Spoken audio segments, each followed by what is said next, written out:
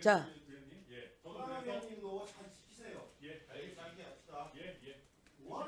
짧게 마무리하겠습니다. 예. 예, 그래서 김영준 의원님 말씀처럼 저도 위원장님께 의사진행 발언하는 형식으로 저도 말씀드리고 있고, 그래서 위원장님께서 그럼 최종적으로 결국 국민의 판단을 받아볼 수 없는 부분이 있는데, 이 부분을 그러면 후보자와 관련이 없는 문서라면 국민적으로 공개하더라도 이의를 제기하지 않을 것인지, 국민적 판단을 받아도 문제가 없는지 최종적으로 한 번만 후보자께 확인해 주십시오. 네, 알겠습니다. 지금 잠깐 기다리세요. 저기 발언권 드릴 테니까. 그리고 저는 오늘 청문회가 지금 위원님들께서 뭐 의사 진행 발언을 통해서 하신 말씀에 대해서는 하나하나 제가 짚어드려야 되기 때문에 제가 뭐 회의를 잘 진행하고 있다고 생각합니다. 그래서 발언권을 얻으셔서 발언하실 분들은 발언하시기 바랍니다. 자, 천하람 위원님께서 말씀하시기를 아까 비망록 관련돼 갖고 진위 여부를 확인해 달라고 했습니다. 그리고 후보자께서는 본인이 하신 게 절대 아니라고 부인하셨고, 이와 관련돼서 천하람 의원께서는 이 부분에 대해서 그럼 다 공개도 되느냐 이렇게 말씀하셨는데, 이 부분에 대해서는 또 후보자께서 하신 말씀이 있을 것 같으니까 하십시오. 네, 제가 작성하지도 않은 문건, 사실도 아닌 내용들이 대부분인 이런 문건이 공개될 때 많은 국민들은 지금 언론 보도가 지난 한 3주 동안에 이 비망록이 제가 작성한 것이고 진실인 것처럼 많은 국민들에게 인식이 되어 왔습니다. 근데 그런 것을 넘어서 제가 작성하지도 않은 것으로 인해서 제가 그런 오해와 의혹을 받는 부분에 대해서는 저는 굉장히 동의하기가 어렵고, 그래서 이것을 다 공개할 때 작성하지도 않은 제가 받는 여러 가지 피해에 대해서 말씀드리고 싶습니다. 이미 상당의 피해를 받았습니다. 그런데 또 더 피해를, 제가 작성하지도 않은 것인데 이혜훈의 비망록이란 이름으로 언론에 나가지 않겠습니까? 그 부분은 고려해 주시기를 바랍니다. 네. 자, 이혜훈 후보께서는 비망록에 대해서는 분명히 부인하셨고, 이와 관련돼서 공개하는 부분에 대해서도 본인에게 피해가 있을 수니 거기에 대해서는 천하람 의원님이 개인적으로 판단하시기 바랍니다. 다음은 최은석 의원님, 윤영석 의원님, 박수민 의원님, 박수민 의원님은 다른 내용이네요. 박성훈 의원님, 박대출 의원님께서 자료 요청이 있으셨는데, 이 자료 요청하신 거 아까 잘 들으셨죠? 네. 그 부분에 대해서는 자료 제출하실 거죠? 차규근 의원님께 드린 답과 동일합니다. 그러면 자료 제출을 하시겠습니까? 네, 최대한 하겠습니다. 할 수 있는 모든 것을 다 내겠습니다. 오전 중으로 그 부분에 대해서는 이따 오후 회의가 시작되기 전까지 자료 제출에 관련돼 가지고는 각 위원님들과 정리하시기 바랍니다. 네, 그렇게 하겠습니다. 네, 다음은 박수민 의원님께서 말씀하신 SNS를 열어달라는 요청이 있으셨습니다. 여기 대해서는 어떻게 생각하십니까? SNS는 이번 청문회와 상관이 없이 제가 지난 여름에 정치를 마무리하기로, 은퇴하기로 결정을 하고 그때 다 폐쇄했던 것들입니다. 그리고 지금 제가 그 계정이나 이런 걸 가지고 있지 않습니다. 네. 마이크 쓰십시오, 마이크. 예. 예, 정치를 지난 여름에 접었다고 하는데 최근까지 지명 직전까지 당협위원장이었습니다. 정치인이었고요. 그리고 시점 저희가 확인한 바로는 지명 후에 폐쇄된 것으로 알고 있습니다. SNS는 어차피 대국민 공개를 위해서 올렸던 것이고 그것이 지금 열리지 않는 것에 대해서 이해하기 어렵습니다. 오픈해 주기를, 열어주기를 간곡히 요청드립니다. 위원장님. 자, 박수민 의원님 그 부분에 대해서는 개인 질의 시간을 통해서 다시 질의하시기 바랍니다. 그리고 정일영 의원님께서 말씀해 주신 분양 신청서 관련돼서 자료 제출 요구가 있으셨는데요. 우리 위원회 이름으로 국토부에다 이 부분을 갖다가 확인할 수 있나요? 전문 의원님? 오늘 중으로 될까요? 국토부 확인이 지금 필요하시다고 말씀하셨거든요. 후보자 본인이 그 분양 신청서를 제가 제출 요청했는데 안 했거든요. 후보자가 그걸 해주시고, 또 이게 문제가 있었을 때 또 국토부가, 후보자가 만약 안 냈을 때 국토부가 낼 수 있는지, 낼 수 있으면 국토부가 내주고, 그리고 또 하나는 이 분양 당첨이 문제가 생겼을 때 그 차선희 후보자 동점자가 그걸 받을 수 있는지 그걸 국토부에 확인해 달라는 요청이었습니다. 제 수석께서는 바로 그 정의력 의원님 말씀하신 부분에 대해서 국토부에다가 요청해 주시기 바랍니다. 자, 그리고 자, 또 있습니까? 예, 말씀하십시오.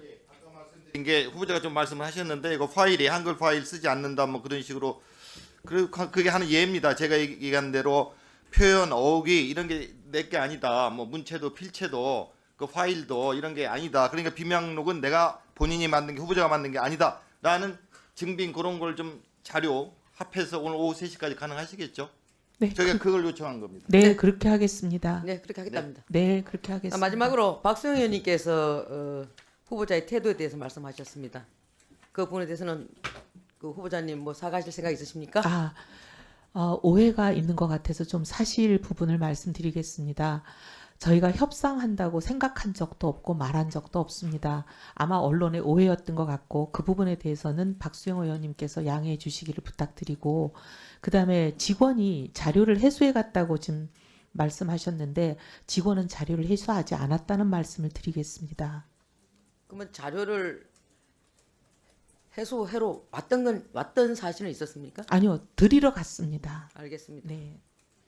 자, 박수영 의원님께서도 이 부분에 대해서는 개인 질의 시간을 통해서 질의해 주시기 바랍니다. 네, 최현승 의원님. 여기 저번 전체 회의 이후에 자료 제출을 75% 했다 이러면서 언론 플레이를 했던 것에 대해서 명확하게 국회를 무시하고 국민을 우롱한 것이다. 거기에 대한 사과가 필요하다라고 말씀을 드렸는데 그걸 빠뜨리신 것 같습니다. 제가 후보자가 거기에 대해서는 사과를 해야 된다고 봅니다.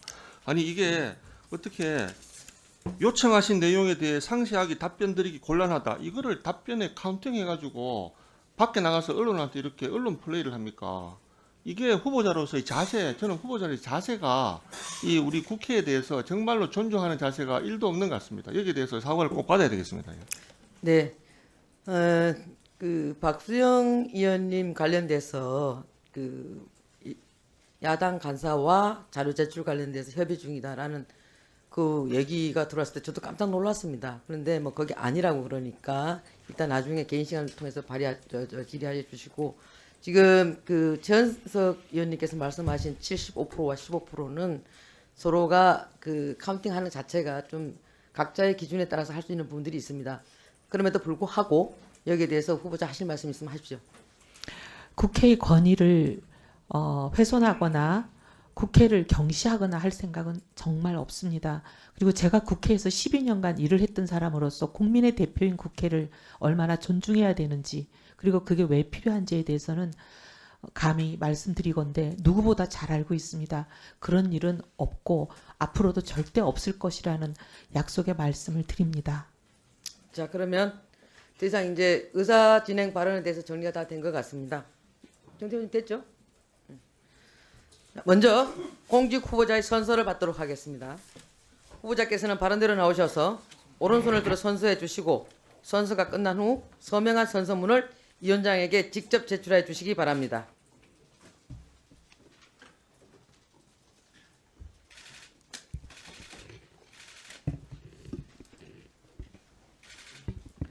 선서. 공직 후보자인 본인은 양심에 따라 숨김과 보탬이 없이 사실 그대로 말할 것을 맹서합니다. 2026년 1월 23일 공직 후보자 이해훈.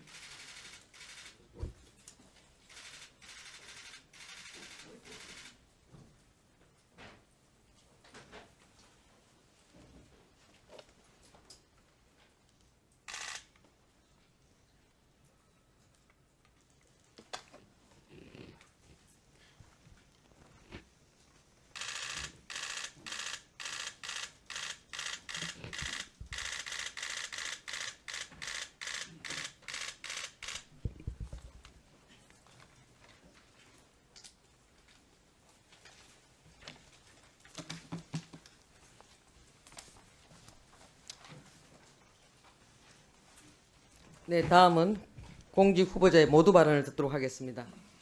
이훈 후보자께서는 인사청문회법에 따라 10분 이내로 모두 발언을 해주시기 바랍니다.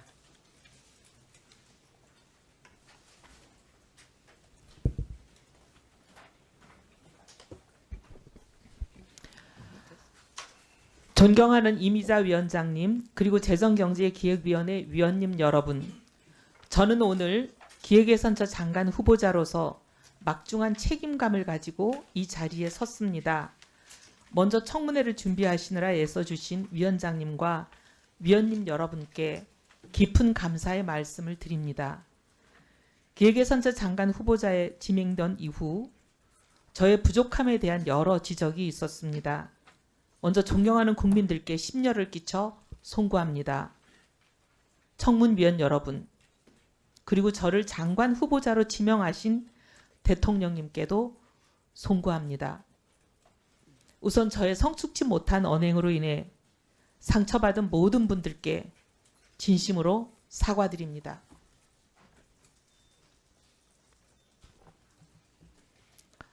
정책에 대한 집념과 결과로만 증명하겠다는 성과에 매몰된 외눈박이로 살아오면서 저와 함께했던 소중한 동료들에게 상처를 드린 점을 제대로 보지 못했습니다.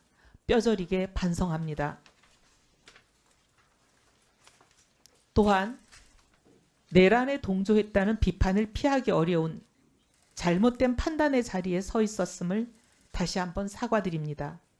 어떠한 변명도 하지 않겠습니다. 책임은 오롯이 저에게 있습니다. 잘못을 즉시 인정하지 못하고 무려 1년이란 긴 세월을 망설임과 침묵 속에서 흘려보냈다는 사실, 즉 이 늦은 사과가 그 자체가 또 하나의 잘못임을 분명하게 인정합니다.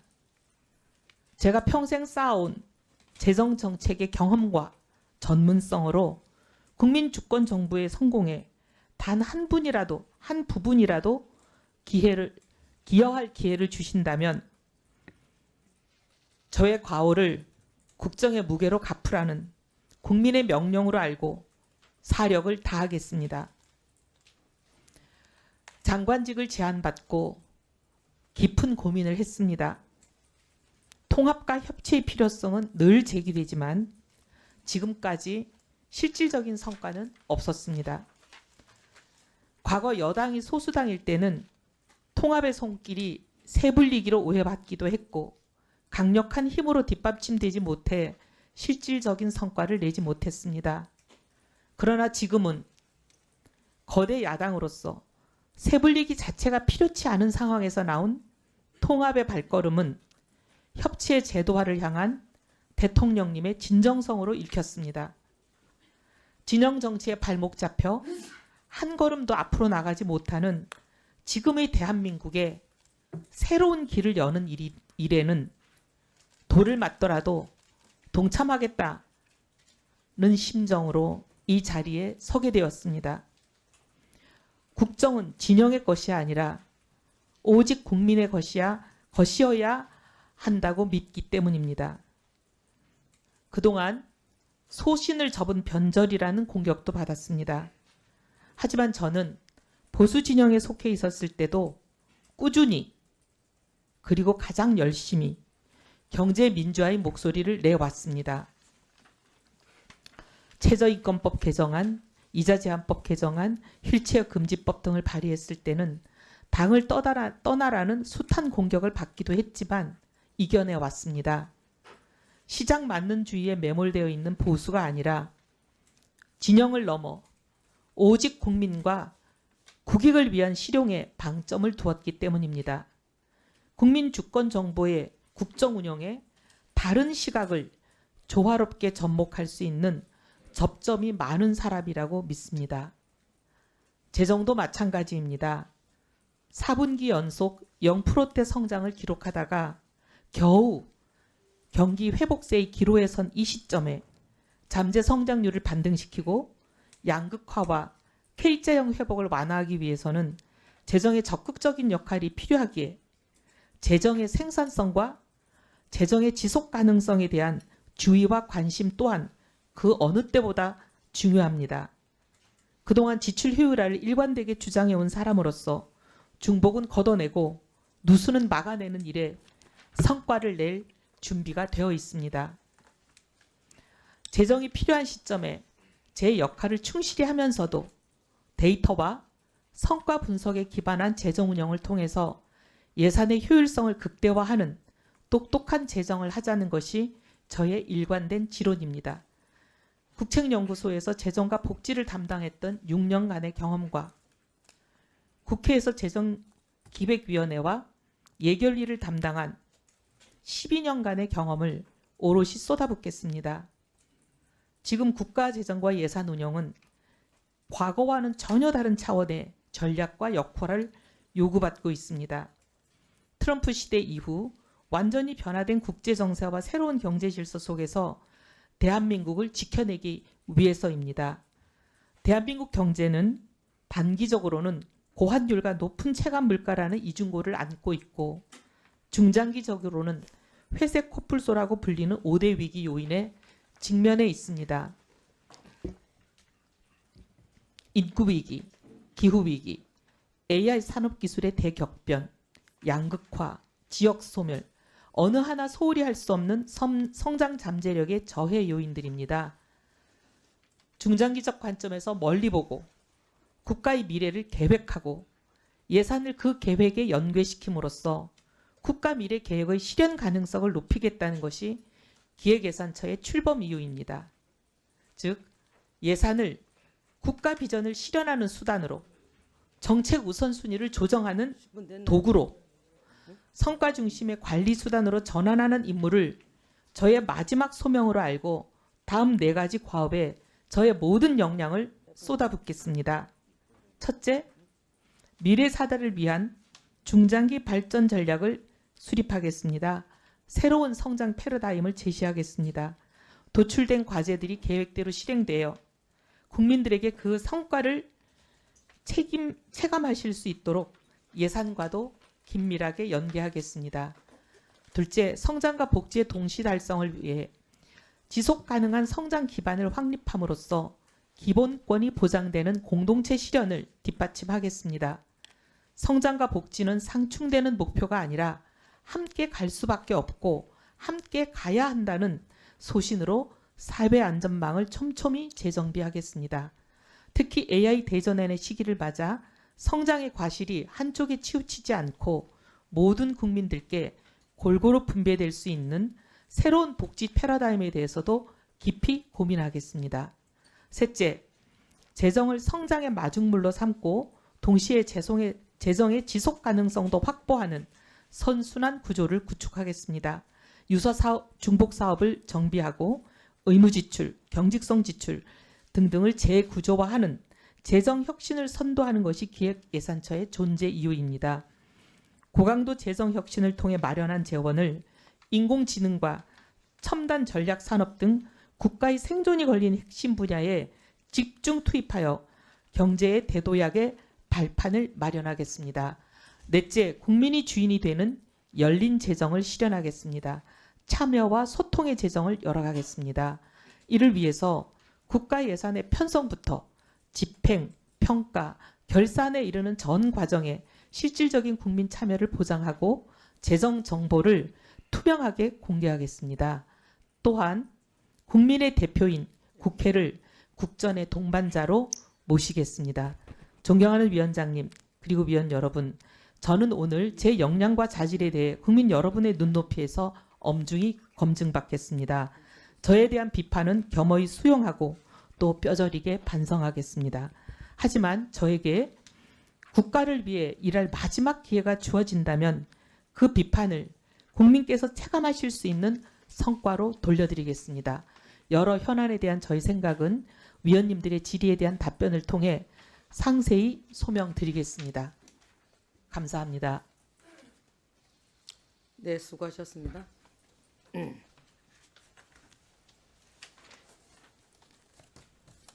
네, 후보자님, 수고하셨는데요.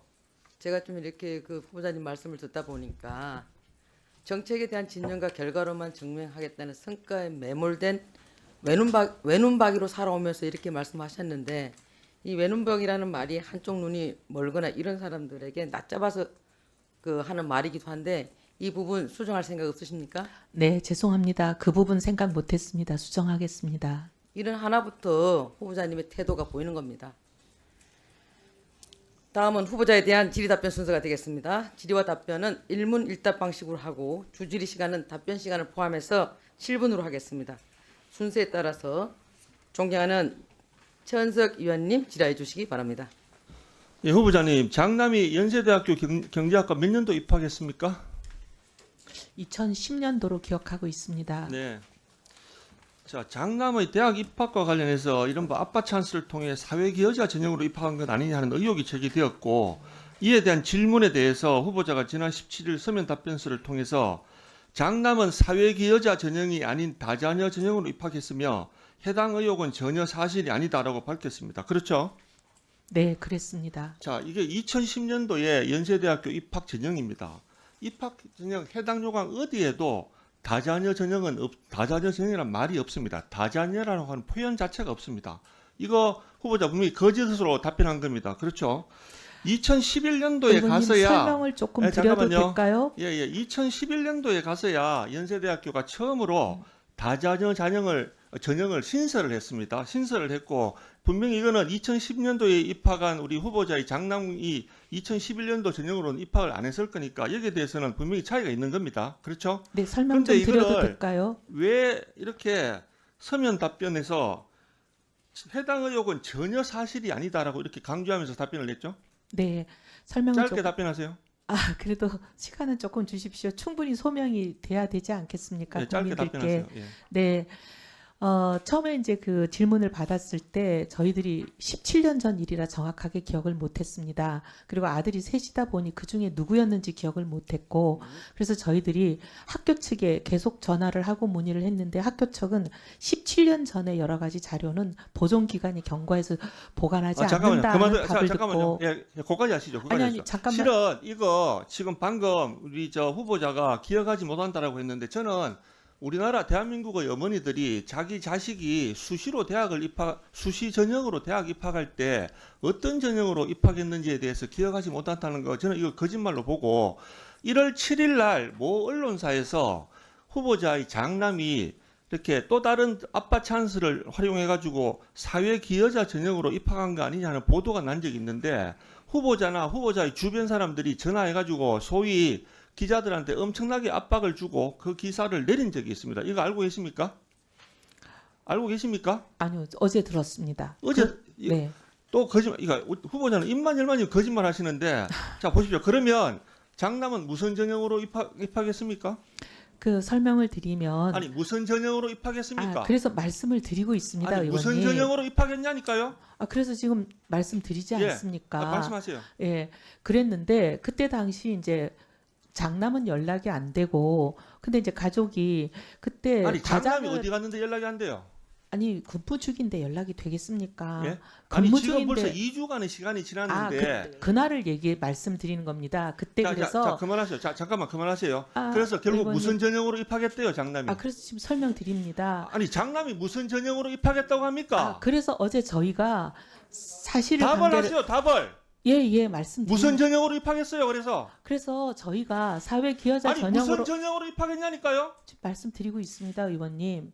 그 사회 기여자 전형으로 입학했다. 지금 답을 드리고 있습니다. 자 사회 했다는 것을 저희가 어제 모든 의원실에 정정 자료로 제출했습니다. 그래서 잠시만. 자 네. 사회 기여자 전형으로 입학한 거 맞습니까? 네, 자 후보자나 남편의 부모님들은 혹시 독립유공자입니까? 아닙니다. 아니면 후보자나 남편이 국가유공자입니까? 아닙니다. 자 그러면 한번 보시죠. 자 2010년도에 신입생 수시 모집 요강에 보면 사회 기여자 연령이 3개 있죠. 네, 그러면은 국위 선양자로 입학했습니까? 네, 그렇다고 확인을 자 했습니다. 뭐 그렇다고 한다고요? 누가요? 아들이요?